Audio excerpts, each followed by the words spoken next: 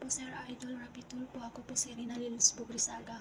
Humihingi po ako ng tulong sa inyo na makauwi ng Pilipinas.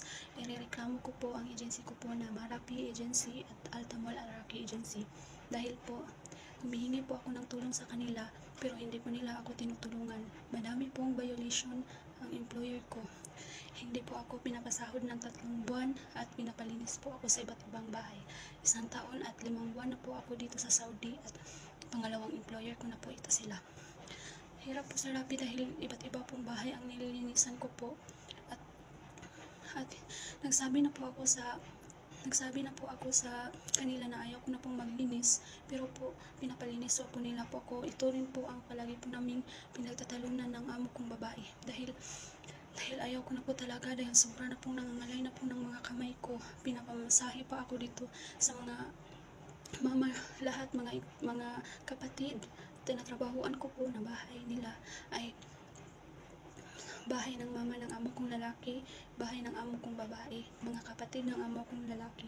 Hindi ko na po kaya, sir. Humihingi po ako ng tulong sa agency ko. Nag-message na po yung pamilya ko po sa Jensan, sa mama, pero wala po silang action at nag-report na po ang mama ko sa OWA.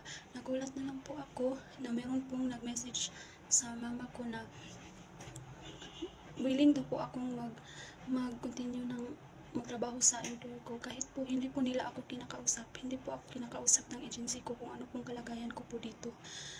Sana po sa Rapi Tulfo, ma-actionan niyo po ako na makauwi na po ng Pilipinas dahil po matagal na po akong nanghihingi ng tulong sa kanila pero hindi po nila ako tinutulungan.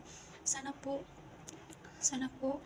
ma-actionan na po tong agency na to dahil po hindi lang po ako ang nanghihingi ng tulong sa kanila. Marami po. Sana po ma-actionan na po ako dito. Overwork po ako. Hindi po binibigay sa akin ang 3 buwan ko na sahod. Hindi ko po nakausap ang agency. Tinawagan ko po agad ang OWA na message ko po agad ang OWA na hindi po ako kinausap ng agency kung ano po ang kalagayan ko po dito. Gusto ko na pong umuwi sa Rapi Tulfo. Tulungan niyo po ako sa Rapi Tulfo. Gusto ko na pong makauwi ng Pilipinas. Sobra na pong pagod po na buong katawan ko at meron po akong skin rashes po. Lahat po ng katawan ko po ay sobra pong kati at hirap po akong makatulog. Hindi po ako pinagamot ng employer ko.